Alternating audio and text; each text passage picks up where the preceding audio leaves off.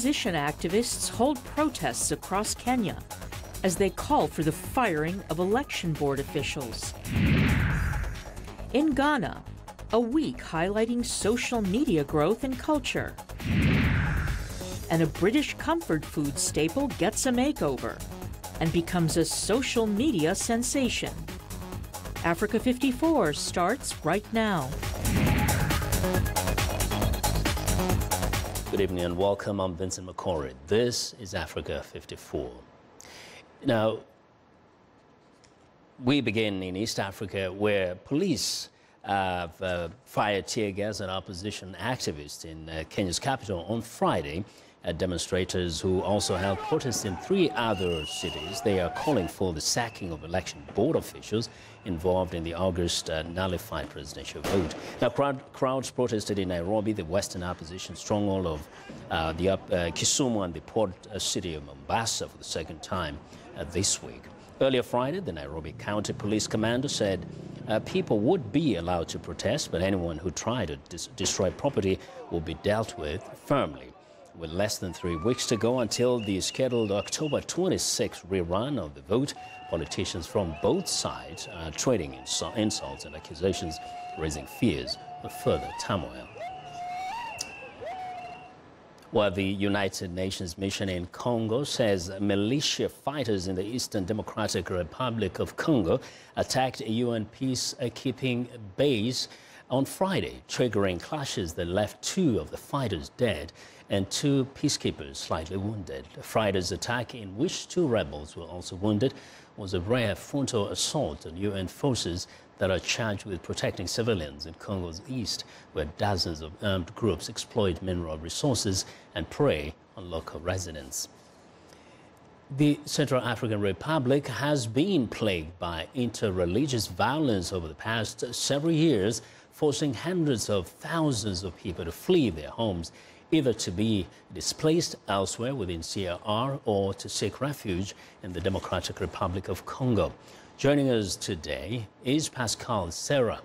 She's a Mandela Washington Fellow and a native of the Central African Republic. She has spent the last 3 years working on a documentary profiling the people displaced by the violence in the CAR. Now, Pascal, first share with us what motivated you to do this documentary for that past 3 years? At the beginning, I was not supposed to work on it because it wasn't a subject I was working on at the beginning. And when I was, when you were landing in the airport of Central African Republic, you were already saying displaced people close to the airport at this time. There were like 28,000 people living there close to the airport. And so it was really obvious to see them. And I was wondering how those people are living, because there were rumors that people don't want to go back home because they are staying there in order to take advantage of donations that NGO were giving to them. And a friend told me once to say, okay, Pascal, if you want, we can go on the field and you will meet these people and you will do your own opinion. So when I get there, I was really, really surprised and touched about how people created their own society. It wasn't like people have told me. People were waking up every morning, go to work, trying to survive, not waiting for help, but was really struggling and was, I felt like a resilience inside the camp. And I thought it was really important to show that and to speak about it. Yeah. And this happens in many parts of Africa. In Central African Republic, of course, we know the country has been going through so much. Why do you think this is really important to show the world at this time? I think I'm from Central African Republic, and sometimes I feel really bad that my country is only being told about bad things. Mm-hmm. We only heard about Central African Republic when things are going bad, like conflicts, wars, or events which are violent. So I think it's important to show another narrative of that. So you're not really like trying to draw pity, like how miserable people are in the camps, but you wanted to show the resilience and the spirit of these people. Yeah, I think we don't speak about those people. We speak more about people who are killing and doing bad things, and we forget to speak also about people who just want to live in peace and who are trying to survive and who are creating things in order to just move on. Yes. So this is what I'm showing within the story in this documentary. And do you talk a little bit more about you know, the people's state of mind and their kind of feelings about what's going on in their lives and what is being done by their country and the rest of the world? We found out that by taking the testimony, people felt really happy to speak up. Because unfortunately, in my country, audiovisual is not working very well. We only have one TV channel, which is not really working well. So mostly events are related to political subjects. So we found out that people needed to speak up, to tell what they are going through, to share with people how they are living. And it's also a way to convey messages about peace, reconciliations. And we also found out that by telling the story, we also creating empathy and solidarity, because people react and say, oh, you told sometimes about this person, how we can help, how we can do something. And it's also a way to build our own history, because we don't have archives. We don't know really how our history is only built on bad things, bad histories. So I think we also have to build our own history. And yeah, I think it's more than a documentary. It's something like a tool to raise awareness among population. I really commend you for doing such a good work. You know, dignifying the humanity of the people of that country, despite of all the problems. Thank you very much for joining us. Thank you. Well, that's Pascal Serra. She's a Mandela Washington Fellow and a native of the Central African Republic. Now, campaigning for Liberia's presidential election, set for Tuesday, October the 10th, is in its final stages. Outgoing President Ellen Johnson Sirleaf, Africa's first female head of state and Nobel Peace Prize winner, is stepping down after 2 terms in office. The much-anticipated ballot will be Liberia's third post-war presidential and legislative polls, marking the first time a democratically elected president will hand over power to a similar leader. 20 candidates are competing in this year's election, including Vice President Joseph Boakai and former footballer George Weah. The new president faces numerous challenges, from reforming a sluggish economy and improving education to improving healthcare and fighting corruption. Well, democracy is strengthening not just in Liberia but across West Africa. Outgoing President Ellen Johnson Sirleaf, who made history by becoming the first elected female head of state in Africa, is now intent on making history again by ensuring that Liberia's upcoming general election is a success. She's hoping that for the first time in 73 years, one elected Liberian leader hands off power to another. VOA's Peter Clotty recently sat down with President Sirleaf, who said she is confident Tuesday's election will be free and credible. I was part of a lunch, a high-level lunch, and sat in with the Secretary General, with the King of Jordan. Of course, we also had our African Union chair. President Condi was there also, the Prime Minister of Japan. It went well. I introduced myself to President Trump, and his response that everybody wants to know what's that response is all about, because they saw the laughter, was that I introduced myself, and he said to me, you know, I know you. And so I thought that was great, because I didn't expect him to know me. And so, you know, we both sort of smiled and laughed about it. So in the few weeks that your presidency will come to an end, how do you see relations between Monrovia and Washington? And do you see a further stronger relationship as you go because of what you have done in terms of strengthening bilateral relations between Monrovia and Washington? Absolutely. Liberia has a long, historical, traditional relationship with the United States. that has not changed over time. From one administration to another, that friendship has remained. I think during my tenure, during my period, I've been able to strengthen that relationship. And it's a relationship that crosses party lines.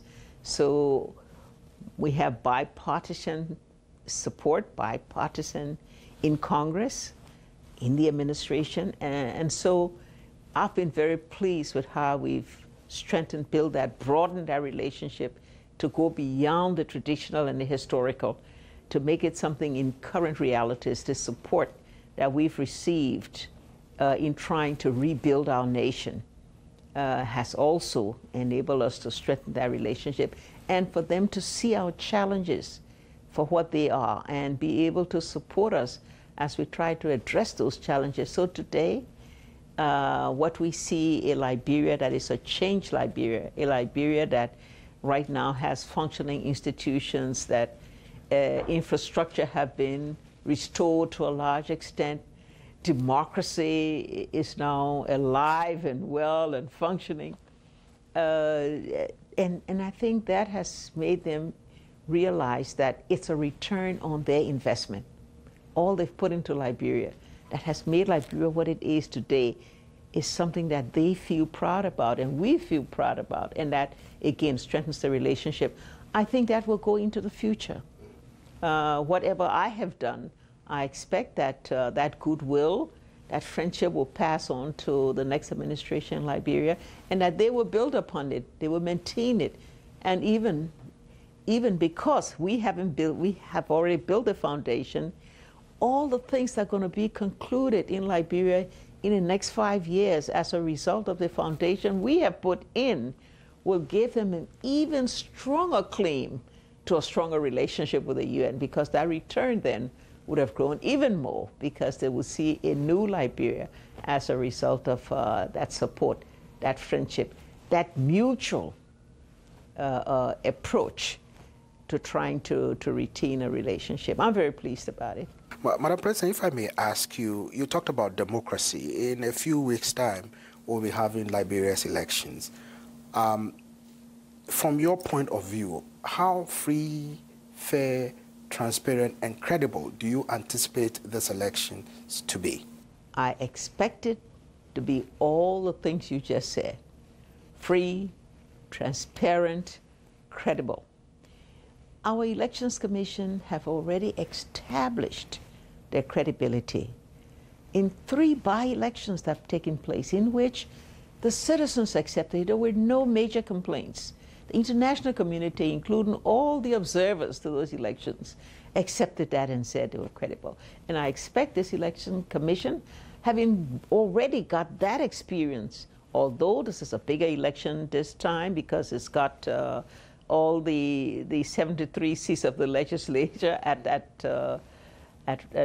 place, but I still think that they've done very well, and they've had a strong relationship, coordination with all the political parties. They had a mechanism that allowed communication to be able to sort out any concerns and issues. Right now, I believe the political parties are quite pleased with the progress, of the Elections Commission and the capability. So I think we're going to have a good election. Now, there are bound to be some snaffles, or be scuffles. Well, I want to know what you think about Africa 54 and the stories we covered. Join the conversation on Facebook. The address is Africa 54. We're also streaming our show live on Facebook, so check us out and share our show with your friends. Find me on Twitter at VOA Vince McCory. Now, coming up, celebrating social media growth and culture in Ghana. Stay with us.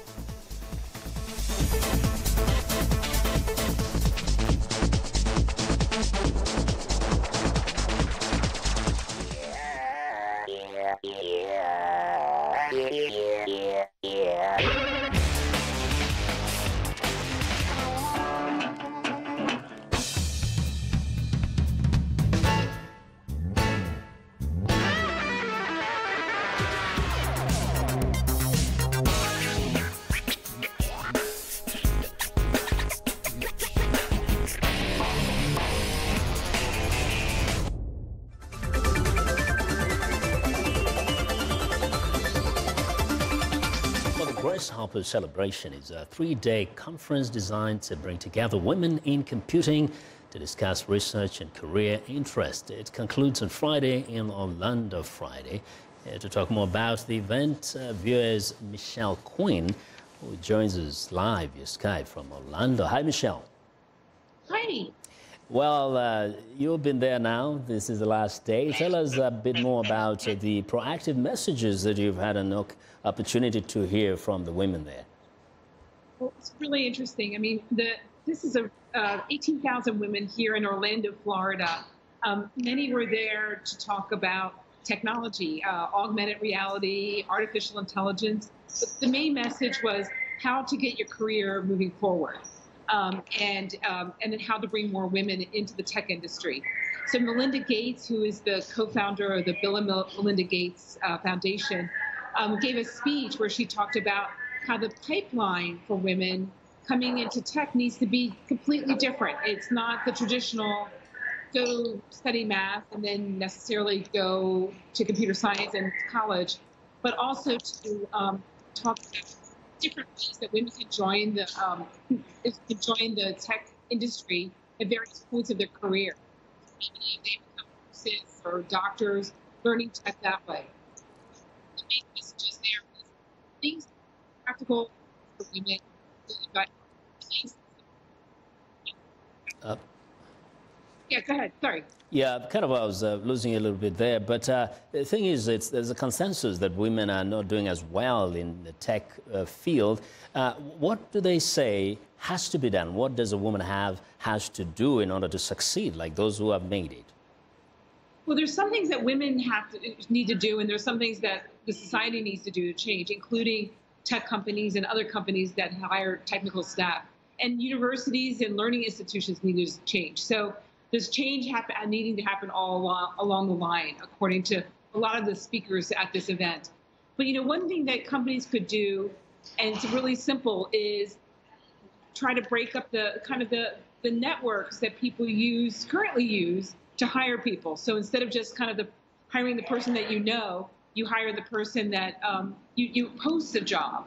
And if you post a job, then maybe more women would apply. So even just doing a simple thing like that, this is one thing that the head of Google Diversity said, was that just posting a job can make a big difference in the number of women who get to apply. Now, we have women who attended from different parts of the world. Are women in developed nations like the US and Europe doing much better in the tech world as compared, say, to women from developing countries like those in Africa? Right. I mean, the UN ITU just came out with a report that said that, particularly in the least developed countries in Africa, just 1 in 7 women were on the internet compared to 1 in 5 men. So it's not great for men, but it's even worse for women. Wow. And it's really a horrible catch-22 because if a woman or a man can get online, then they can increase their access to education, employment, and they can boost their income. So it's a huge problem. And companies are trying to do things, the UN's trying to do things, and I don't know if it's going to be enough, but it's really the most important, one of the most important problems that we face as the world. Thank you very much, Michelle, for reporting for us from there. Thank you. That's VOA's Michelle Quinn reporting live via Skype from Orlando in Florida. To Africa Now, Social Media Week, the biggest global social media conference platform, was recently held in Ghana for the first time ever. The aim was to inspire conversations about how social media has transformed how people do business and interact. To tell us more about it, Beryl Ajinkum, Chief Executive Officer at Echo House Ghana, joins me live via Skype from Accra. Beryl, welcome to Africa 54. Beryl, do you hear me? Vincent. Yes. Great to be here. Okay, please quickly just tell us. Yes, tell us. In fact, what was kind of the response to this Media Week in Ghana, which we know was something so unique to your country? Yeah, I think the 1 week that we had Social Media Week in Accra, had everybody talking about how to be better with social media. It brought up conversations of connectivity in these parts, how brands could use it for better. and how startups could do great stuff on social media. We are not there yet, but I think we have started great conversations. We got to a point where the president of the country, was tweeting about social media week and how he thought it was very necessary we did it at this time. And you as a lady, I know you're very, very heavily involved in this. How are you using social media along with other ladies in making sure your businesses grow?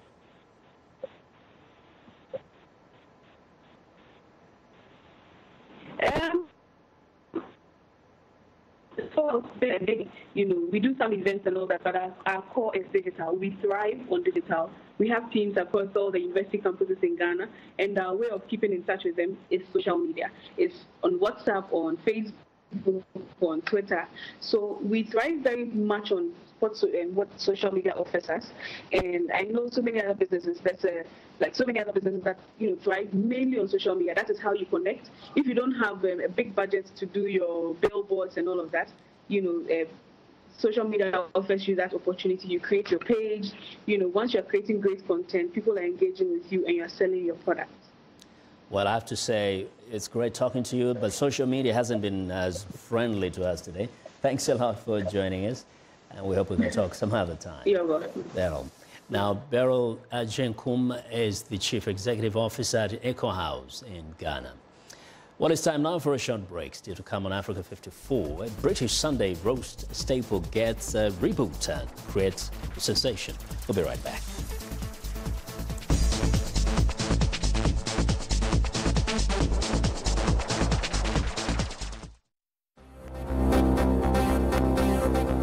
Le groupe terroriste attaque qui s'est soldée malheureusement par un nombre important de victimes.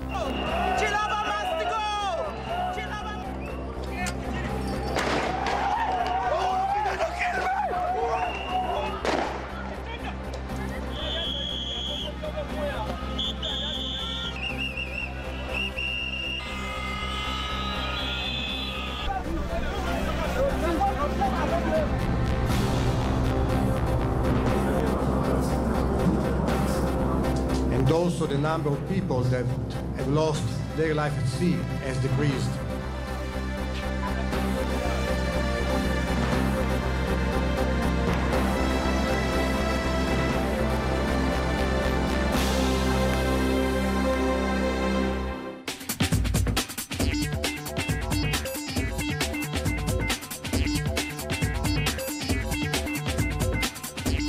Welcome back to Africa 54, and here's what's trending.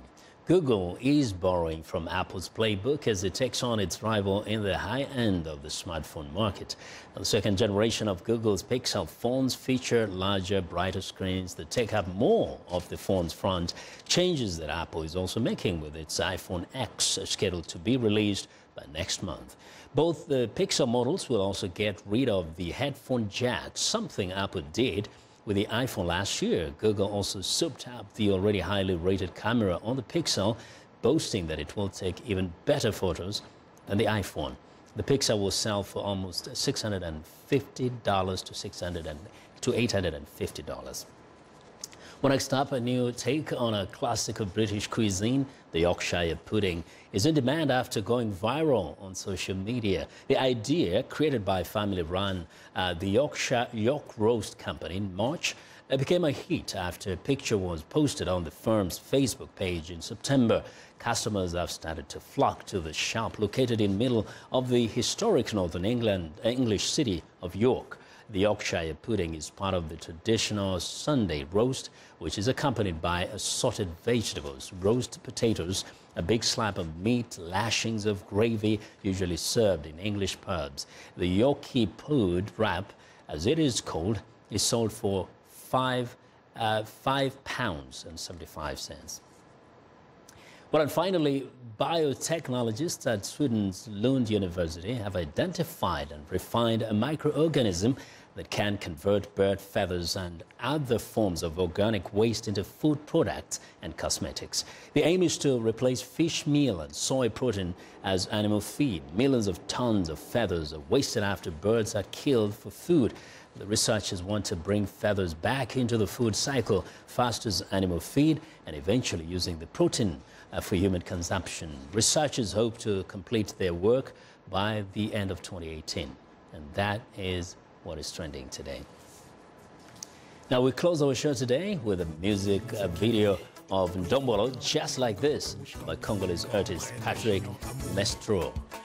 Thanks for watching Africa 54 and have a great weekend.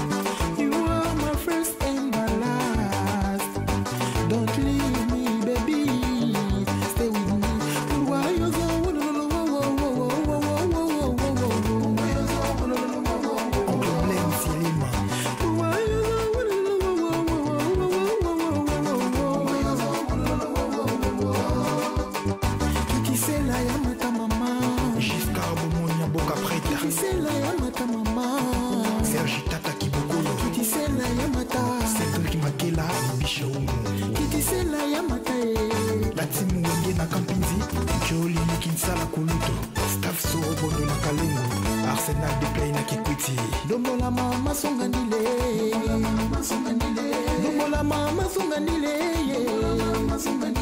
dombola mama songanile,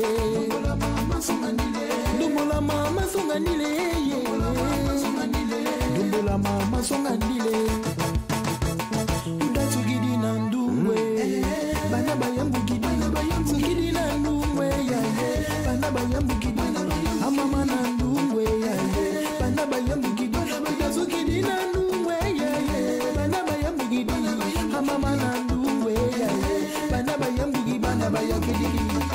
Just like this, just like this, c'est la famille. Just like this, just like this, just like this, just like this, just like this, just like this, just like this, just like this. Président Matuna Baltimore, Yama blending ma famille.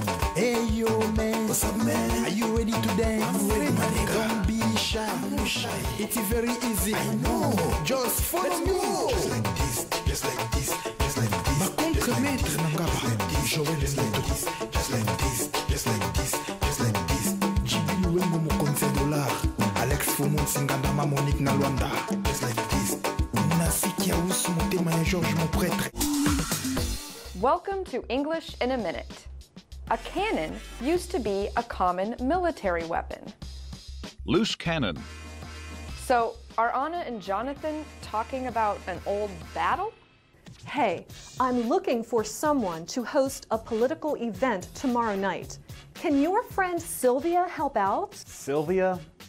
She's a loose cannon. You never know what she's going to say. She could easily